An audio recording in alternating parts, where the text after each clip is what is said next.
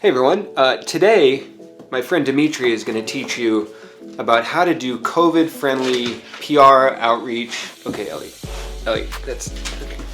She got the lens all dirty. Today my friend Dmitry is going to teach you about digital PR outreach strategies, link building strategies, some especially for doing that during COVID. And there's some great stuff in there. So yeah, do you have anything to add? No, just okay. Let's roll it. Well, hey everyone, thanks for joining us. I'm with Dmitry Dragilev, right? That's our name. Yes. Right? Yeah. You've been on my podcast before. This may end up on the podcast, but we're definitely doing a special YouTube video for all my viewers, for the audience out there that's really curious and maybe has challenges around link building and doing PR during COVID. And then we may talk about some really awesome link building tactics in general that you have later on. But I do want to dive in. First, Dmitry, can you kind of, for those of you that aren't familiar, just set up your background on what it is that you do? Because I know you have a very interesting sort of like, you do a lot of PR, but you also have a software company, and it gives you a lot of insight into the world of PR in a way that if you were just doing PR, that wouldn't be possible. Yeah. So I run JustReachOut, helps you pitch journalists and get featured in press all on your own without the help of PR firms.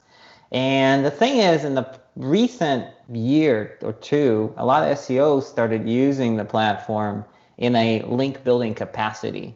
And so me being like a little bit, PR front runner and SEO back runner kind of person that has a lot more kind of pitching and relationship building expertise versus like technical SEO expertise. I've been analyzing kind of pitches and things like that people have been doing on the platform.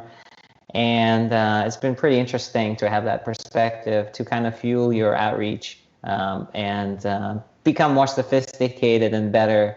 My past, I was part of Polar, got acquired by Google through doing lots of PR. And so after that, I decided to build this platform to let people pitch on their own. Yeah, love it. And so let's dive right into set up the challenge with doing outreach and link building during COVID. I mean, I think everyone obviously knows it's a sensitive time for many. A lot of people are probably not receptive at all to receiving a pitch. But from your perspective, paint the picture of the challenge. Like, what's the before COVID look like, and then the after and the current climate? So it was with everything right now, what's happening right now is the first thing that I saw almost right away is a huge drop in the number of pitches that are going out. So people have actually cut back a lot of their marketing, SEO, backlink building, just PR in general, just cutting it back. So people who are doing it can actually see a lot more responses and a lot of more views because there's less competition. The other thing is being spammy and inconsiderate and not providing value to people that you are pitching is more important now, and is kind of looked like, if you're being spammy and you're trying to push for stuff from journalists, from bloggers, from anyone else, it really looks like you're immature and you're someone that journalist or that blogger will never want to deal with because of what's going on now, right? So it's like you have to build that COVID thing into your pitch somehow.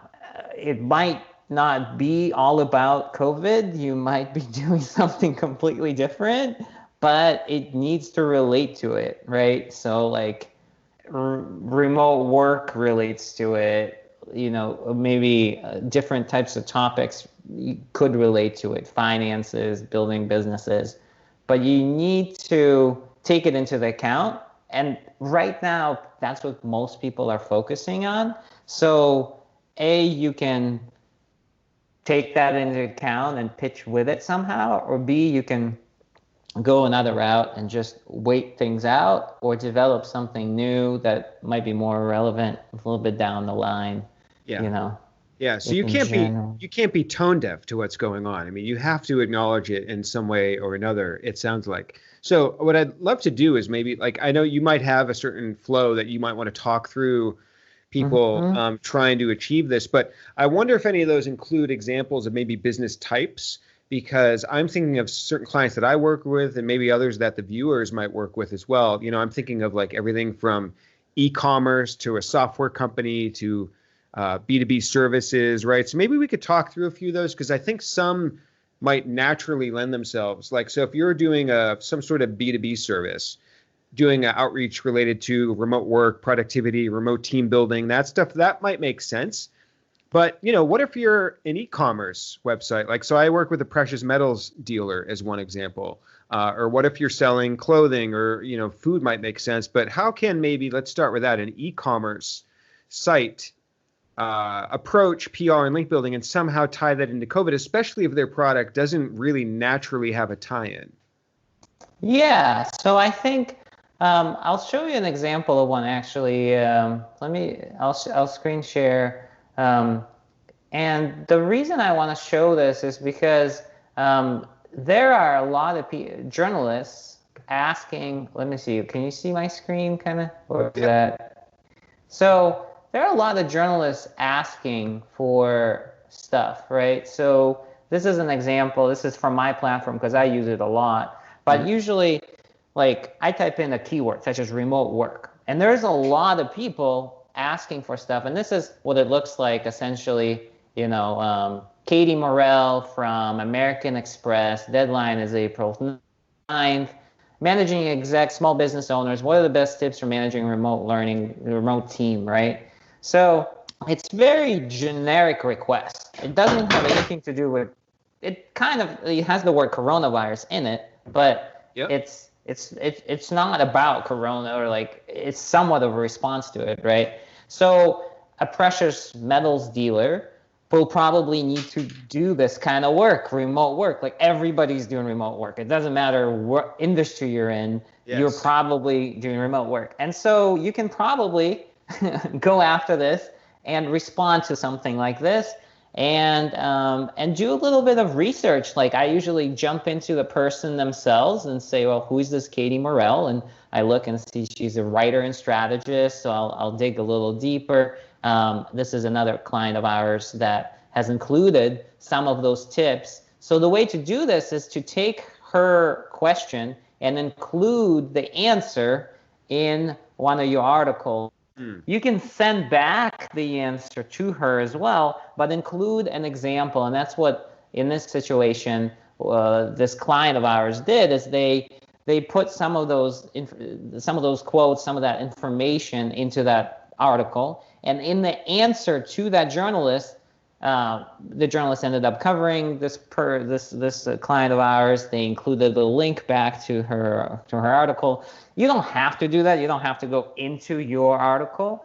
But in this case, this is where I would always prompt people, hey, do that. You know, go out there and put that into your post and create very generic topics.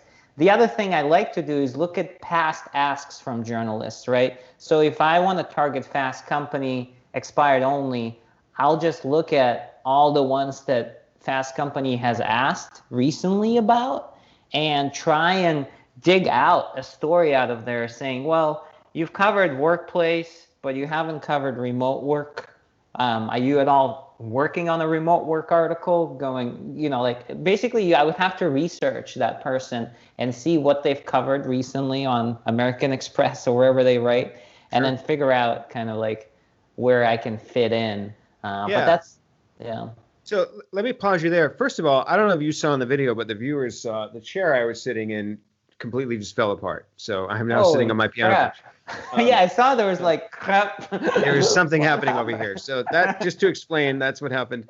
Let me take one step back on so I like this approach, but just to clarify strategically what's happening here, and maybe you can help me do this, is with PR or outreach, there's some cases where you might link build by developing a piece of content that you create some sort of campaign around, right? But is this style of PR you're talking about here more like responding to like a HARO query, for example? Yeah, sorry. Yeah, I just press opportunities is HARO, ProfNet, tweets like this, journal request tweets. We gathered all of them and just reach out, but you can go out and you can sign up for HARO newsletter, which comes in 10 times a day, and there's lots of these opportunities.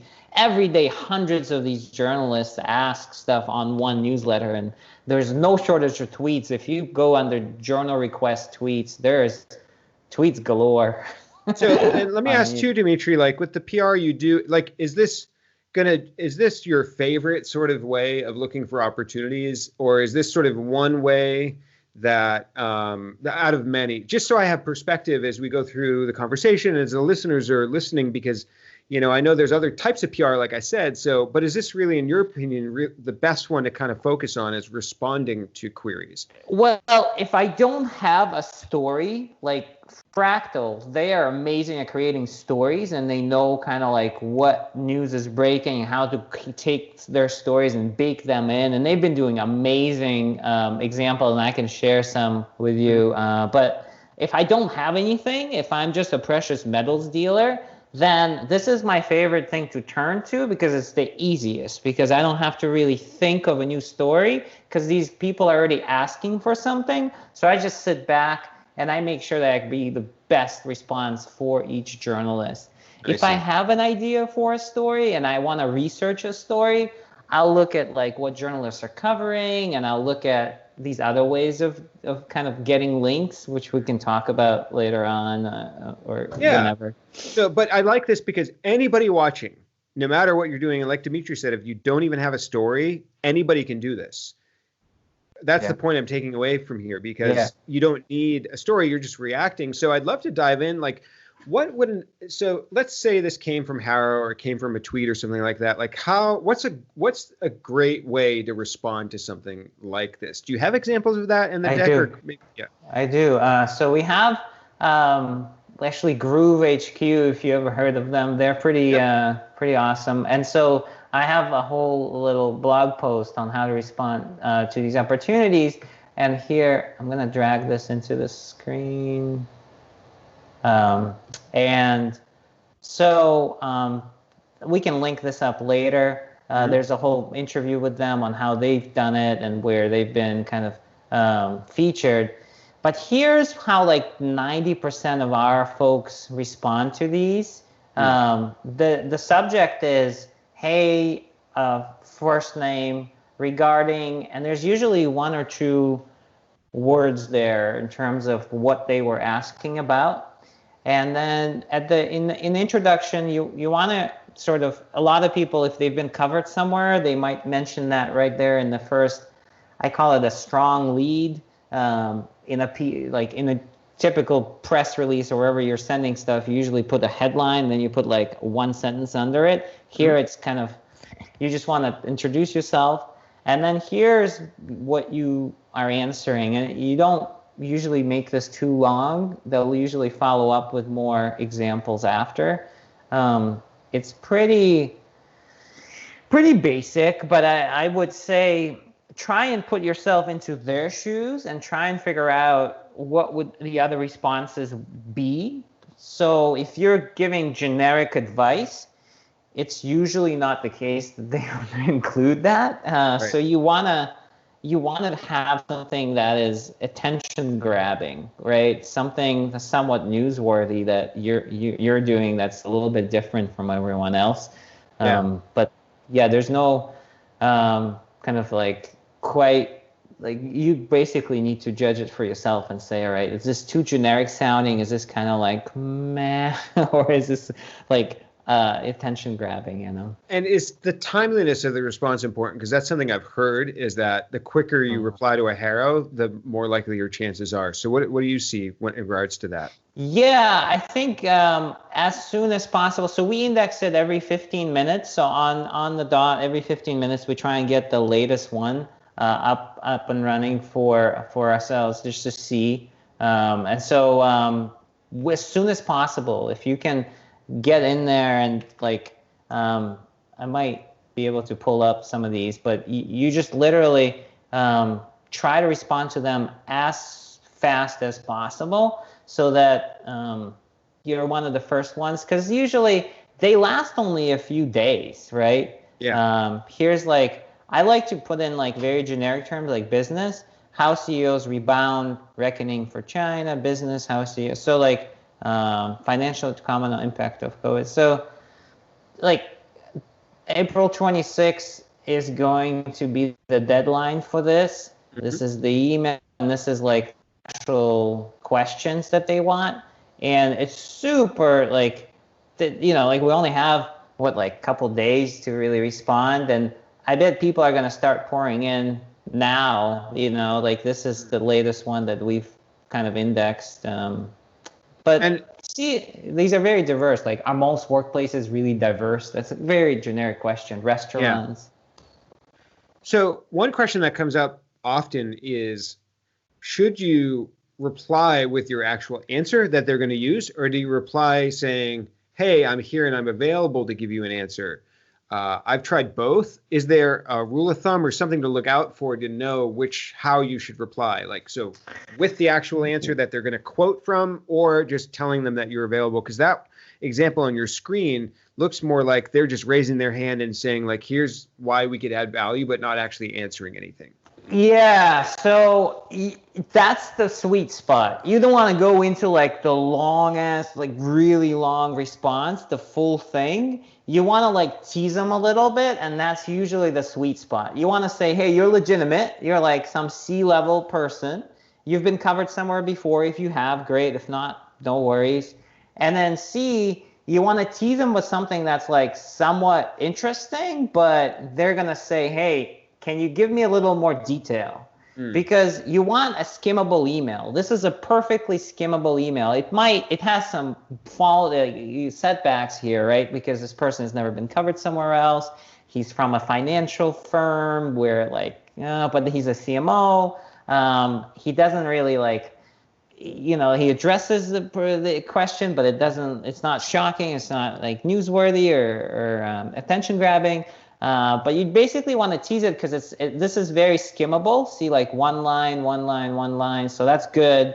And we do so much analysis when these pitches get opened, and we just see like literally like our tool will tell us like a person would get to this part and then go right here, look at this, and then that's it. Like this part here gets missed mostly on any kind of reads because we see the scrolls and stuff. Yeah. And so you basically have this part right here. First, you have the subject line. The subject line is the most important thing, and that you should spend way more time on than the actual pitch itself. And then inside the pitch, this is what is the most important part, your first 2-3 sentences here, and the signature here, because that's how they're going to judge whether they're going to take time to really get into this part and respond to ask questions. So kind of a teaser with some info, but not too much is usually the sweet spot in responding to these. Question on that subject line. So if you scroll back up again, that subject line, and if you're listening, if this does have with the podcast, it says, hey, Nancy, comma, regarding ask nicely.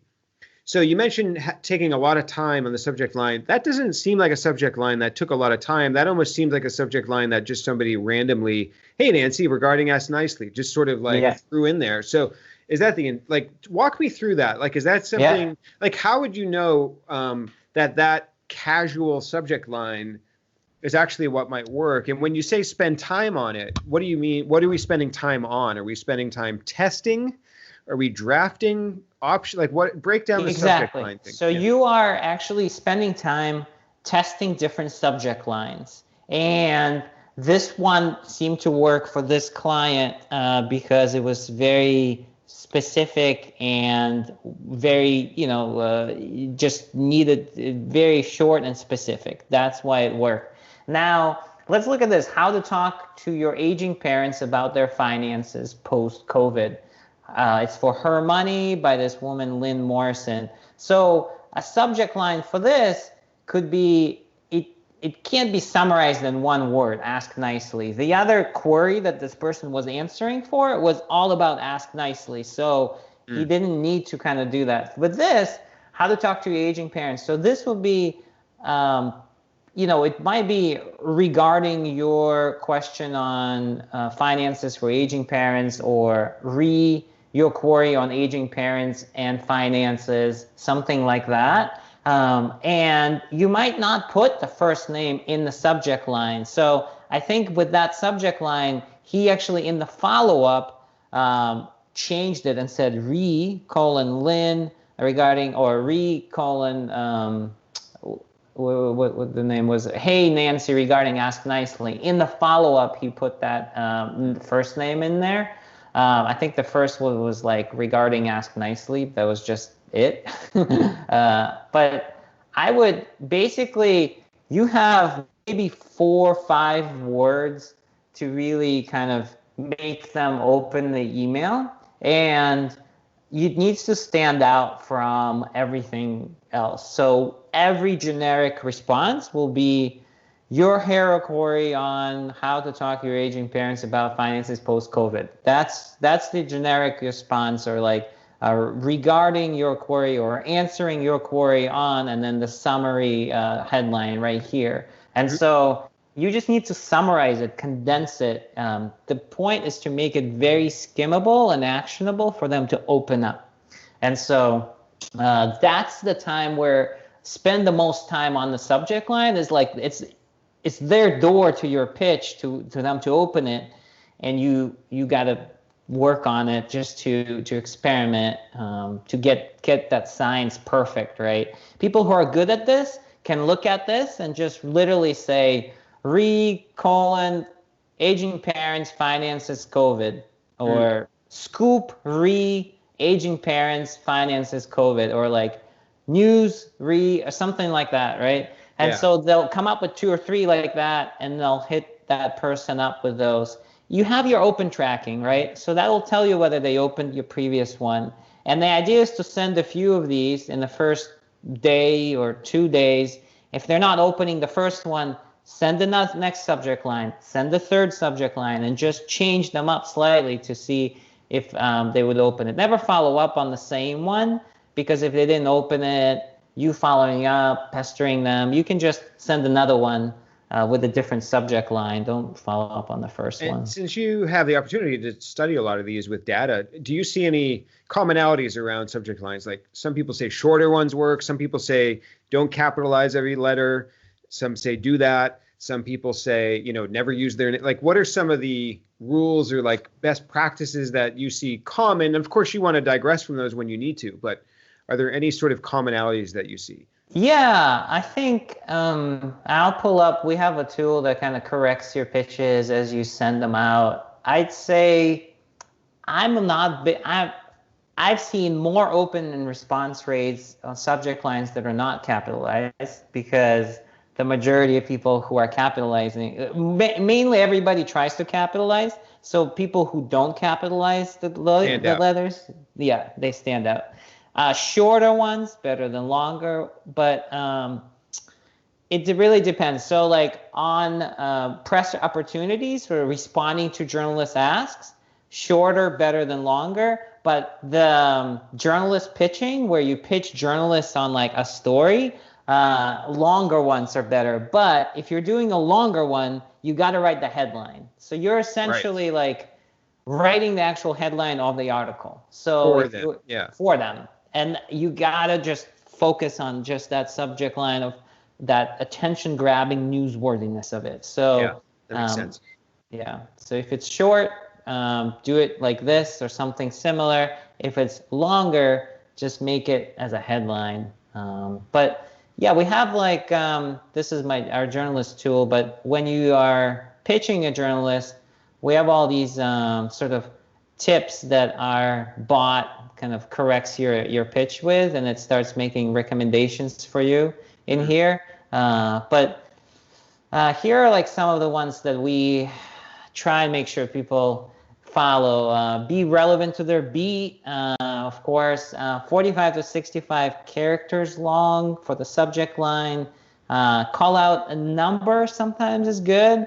Deliverability sometimes suffers when you put special characters in there. But just technically speaking, like they'll filter it out or something. Yeah, Yeah. but it's good to have something. Like 75% of toilet owners fix their own toilets. That's like somewhat of a subject line, maybe in the Hmm. future, right? Um, so like this is an info gap example. Which states have the most handy homeowners? It makes them want to open it. Sort of like scoop which states have the most handy homeowners. Hmm. That's a big, like, remember I was earlier saying tease them a little bit. Yeah. That's what kind of you want to do. And a lot of times take that response, that this request from press opportunities on whatever remote work or whatever you found in here, Yeah. come up with an actual headline for their article.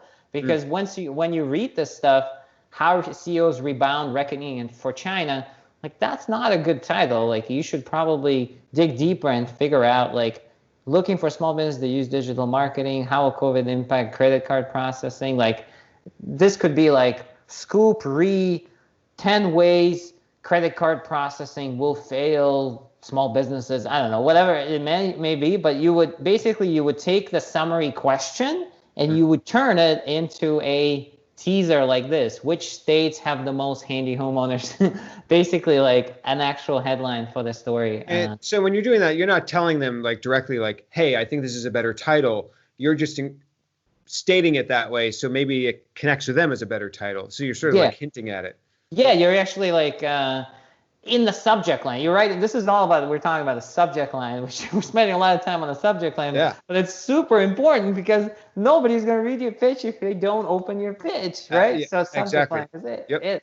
So yeah, you want to write the headline for them in the subject line with a teaser, basically. So don't give everything away, but because 75% of toilet owners fix their own toilets, that's good. But like, if I don't care anything about that, I probably won't even open the pitch. But here it's like, what are the most handy, have the most handy homeowners? Which states have the most handy homeowners? Yeah, and it jumps out at me as like a content person, and maybe for some of the viewers and listeners, that a lot of your tips for subject lines apply to titles when you're writing content.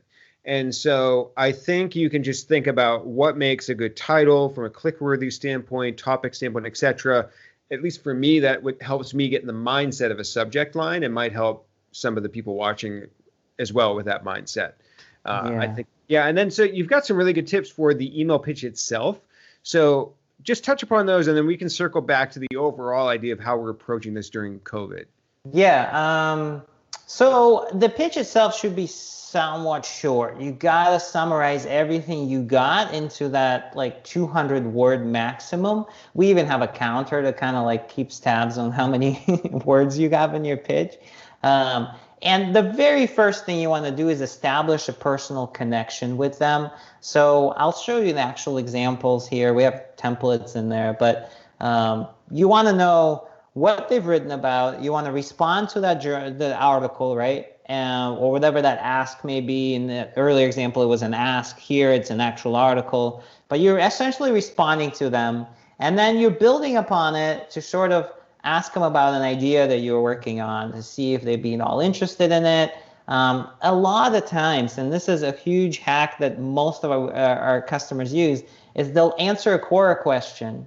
They'll reference an article a journalist has written, and they'll establish the personal connection. And that's all they'll do in the original pitch. They won't pitch the journalist on anything. In fact, I have that whole process kind of outlined in our footer here that people follow. It's like kind of like a step-by-step Quora PR strategy here. But that's all they're doing. So in this pitch, it's kind of like, I was just reading your article, blah, blah, blah. I answered a Quora question, promoted it. Did I do it justice? That kind of thing. You never get into like, by the way, I work at a company where I do this. Are you at all interested? And these pitches, some of them are value up front, a lot of them. Like this one is found a typo. The other one is they're providing a tutorial on something that the journalist has already covered. The guys at Wistia were doing this for a while, who use the platform. So anyways, there's like, you're responding to them, and you're somehow kind of like connecting and giving them value. And sometimes you're saying, hey, I took your post and I created a video. I took your post and I created an infographic. I took your post and I just turned it into some other form of media, which, you know, they would be thankful for. They would maybe promote. But maybe a discussion on Quora is also kind of interesting as well. But yeah, so people pick these templates to kind of consider, like, start conversations with journalists more. So very cool. So, and then getting back to COVID, I mean, you talked about relating the replies or your correspondence with people that are looking for queries, you know, related things having to do with COVID. Like, what else do we need to consider? You know, even one question I had in general, but maybe if it relates to COVID, is follow-ups. So if you reply to a query, you send a pitch, you know, what's your thoughts on follow-ups in general and follow-ups during COVID in terms of timing and how to follow up and how to approach that? Yeah, so like one thing I want to briefly touch up on COVID is creating tools. So I did this AMA not too long ago, and this person created like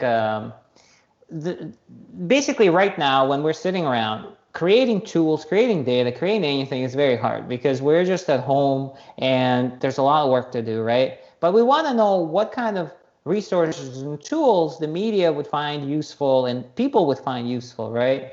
We can think of something up and we can go and build it, but a lot of times, and this is what we tell most of our customers, is shop it around first to see if it's a good idea and then go and build it. So here's an example of somebody who is like, oh, people are talking about PPP, the paycheck loan program, right?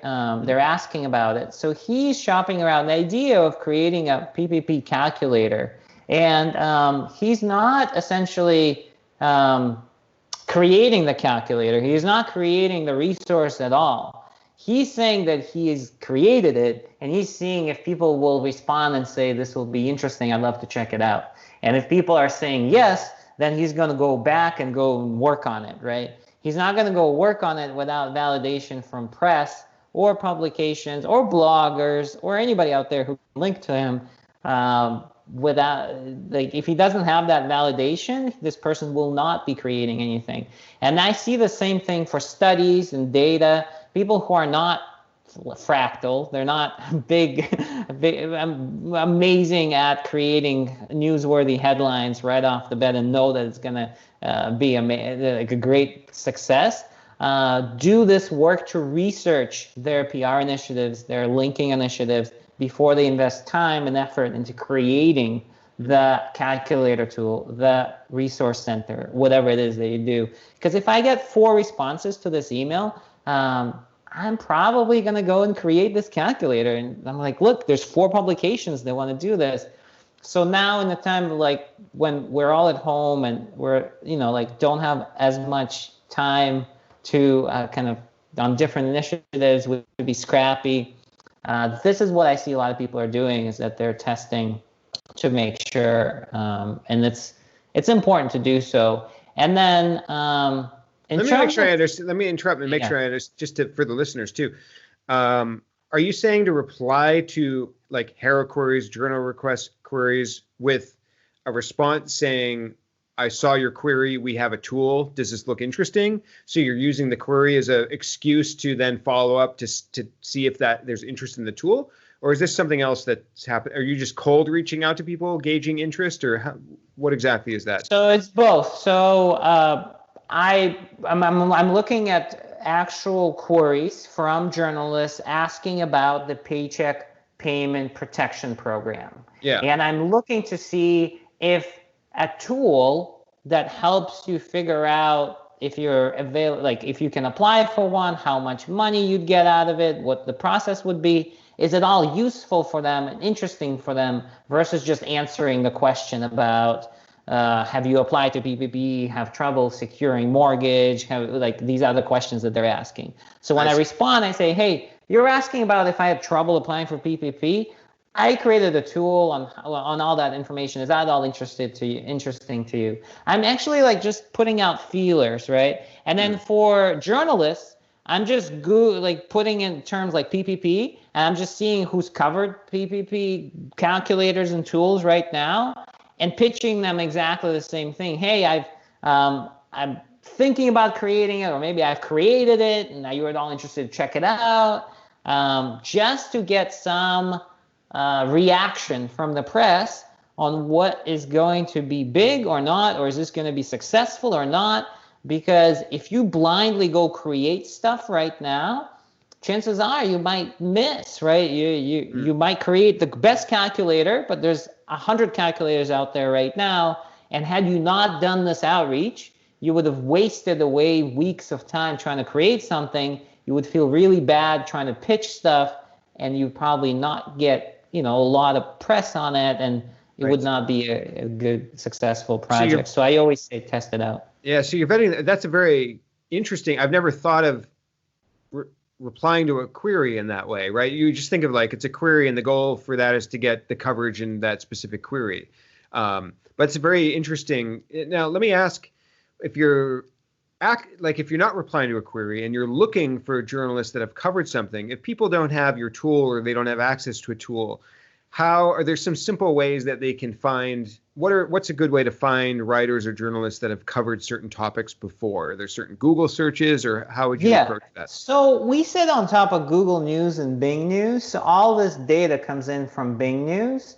What I typically would do is I would type in SBA loan calculator. Like in Bing or in Google News? In Bing News or Google News, right? And I would literally see results similar to this, Finance, Yahoo Finance, whatever, New York Times. And I would literally open them up, look at the article itself, and just skim it, just try to understand, like, what's the content there? How useful is it? Is it actually addressing what I want to build, or a resource center I want to build, or any information I want to convey? And if it doesn't have that, then that's a strong indicator, kind of like informational gaps from your research that you always mention. Like, there's a big info gap that if you keep seeing that in the news, right? If you keep looking at these articles, and like Forbes has that, and nav.com has that, and like you keep seeing that info gap over and over again, and you're like, okay, maybe I should go and pitch these people to see if they'd all be interested in this.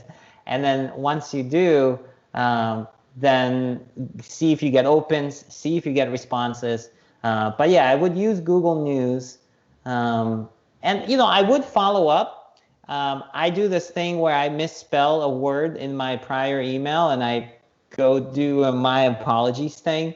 Some people are not comfortable with it, but it's just a plain old simple way to do that. So as you can see, I misspelled calculator here. And I say, my apologies, I misspelled calculator in the subject line. My bad, just caught that. I guess quarantine is getting to all of us. In any case, I wanted to share the tool.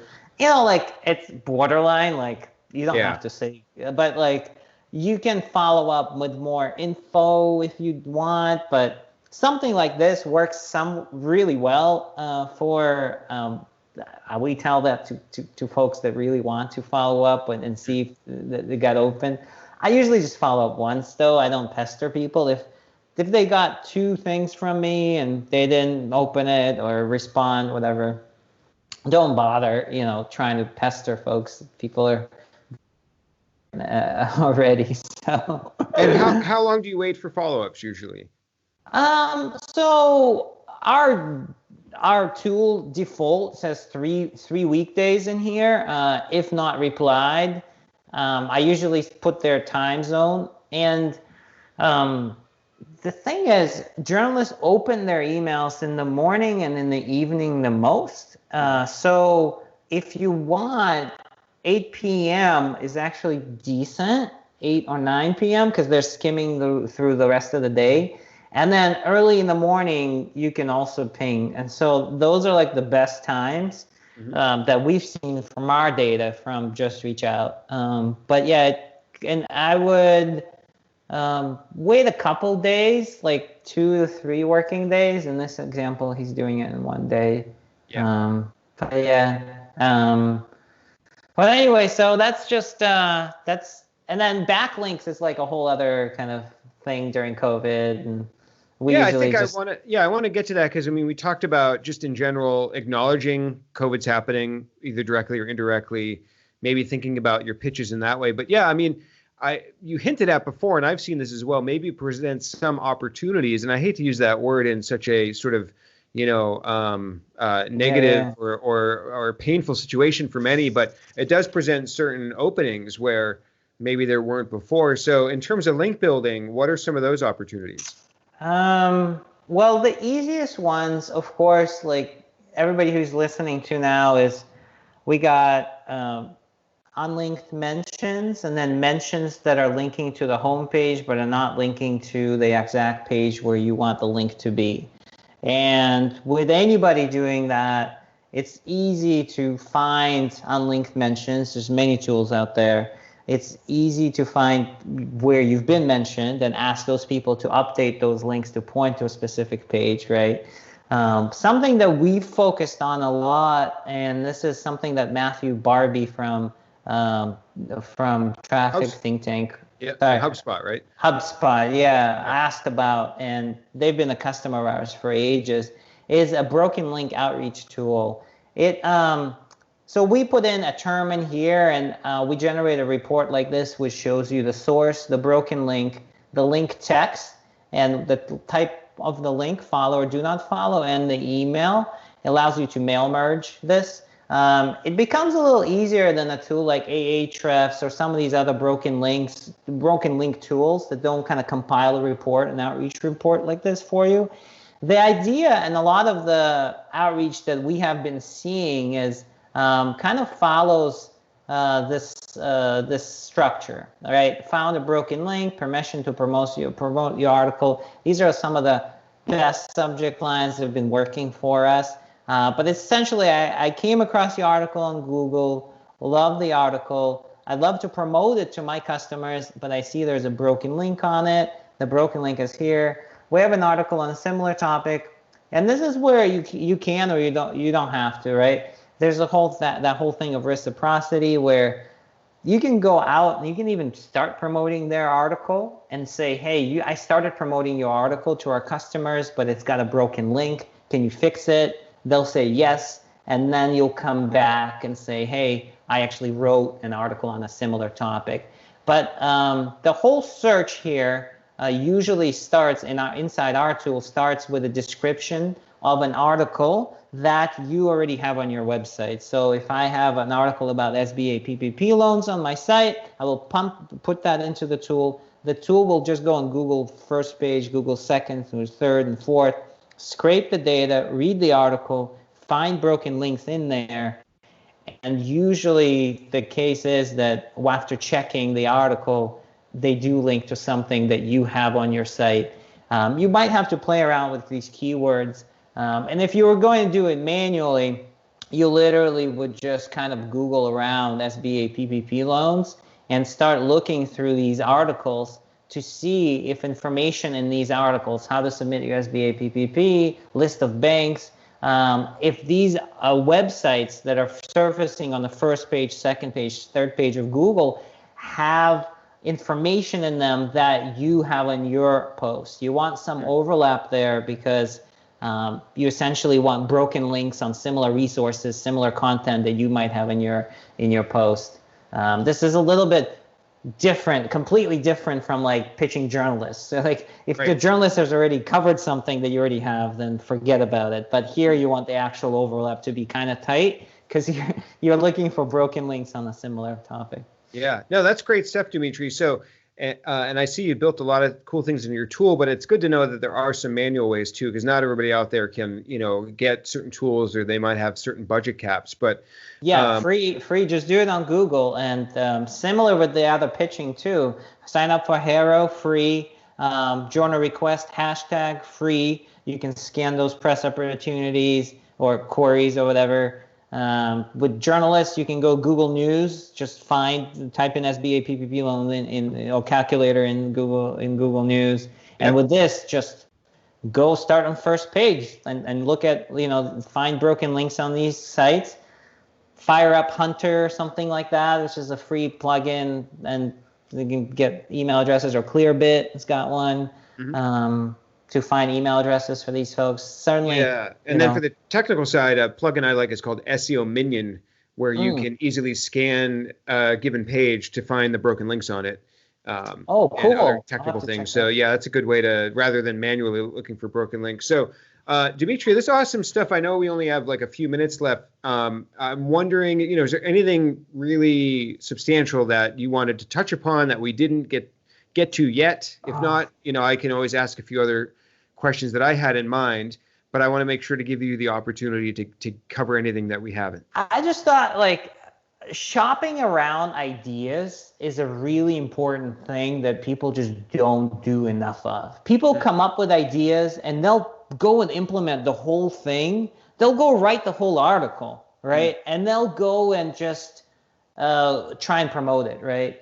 Yeah. Here's a perfect example of a person who doesn't have any of this data, and he's pitching it to people, trying to see if they'd be at all interested in it. And he's not even doing an amazing job at like the subject line, but he's just this dude that wants to see if, like, we recently ran a study of more than 470 online daters and found 95% Googled each other heavily before agreeing to meet virtually or in person.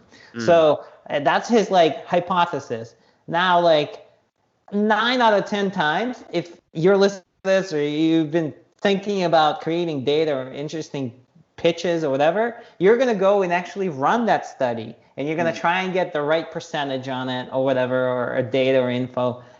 You'll go build the tool, the calculator, whatever. And I'm always of an opinion, and I always tell our customers, don't do any of that. Just go and shop it around. If this didn't get any opens, it took them an hour to do that, all of everything. Right. Go and create a new idea and a new idea. And then whatever does get opens, start investing time and effort into that. And that is just really the way PR should be done. And you'll waste way less time. And if anything, base this kind of stuff on the questions that journalists are asking, Yeah, I think that's really, really good insight, because people often forget that a lot of the value in doing PR is what you can learn from it. And not just the link or not just the press mention, but learning by feedback, whether that's silence or whether that's actual feedback or a positive response. I think that's so insightful, because I think we all forget that we all look at, like, what's the ROI of this? Are we going to earn links? Rather than always considering that the ROI from something can be the education and experience and insights that you learn as well. So I really like that thought process. Yeah, there's a lot out there, and there's a lot to experiment with. But this is actually like post that this is one of the link building strategies next to you we are using. They're essentially thanking someone promoting an article, their brand somewhere, but they're not linking to a specific page. So, there's just many different ways you can kind of slice and dice it. But I would say shopping around your ideas and testing them out front is probably the best use of your time with any kind of PR and outreach. I love it. That's great. So as we wrap things up, tell everyone where they can find you and your tool, but also for the person listening that's like, I love this stuff, I want to go dive in deeper. I know your blog's got some great stuff, so maybe a resource or two, whether it's your blog or somewhere else. You can well, go to JustReachOut.io. We have like a blog there where we talk about how to write pitches, how to write media pitches, all these different types of topics.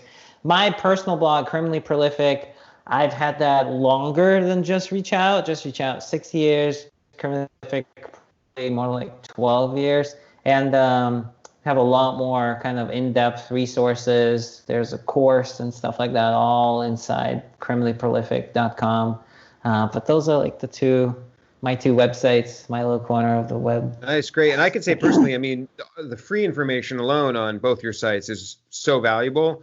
So for somebody that wants to dive in deeper, I mean, you can go learn all that stuff for free, and there's a lot of great, detailed. And you can email me. Like, if you're watching this video now or you're listening to this in a podcast, email Dmitry at JustReachOut.io, JustReachOut.io, and Dmitry is Dmitry, and I'll answer your questions. Like, I give people free advice, and I'll even change their email pitches up if they send it to me for no ask. Like, I don't ask you to pay me or anything. You don't need to sign up for anything. I just want people to be doing PR better, right? Or thinking about it better. And if I help somebody, it's a win. And I don't charge for like advice. I don't do like advice calls or anything like that. So I just answer their emails and great. So yeah. Cool. Well, I'll put all the links to everything in the YouTube description, and then if this ends up with the podcast, we'll stick them there so you can find them as well. Dmitry, thank you for sharing all the wonderful insight and information, and we'll see everyone next time. All right. Thanks. Say goodbye.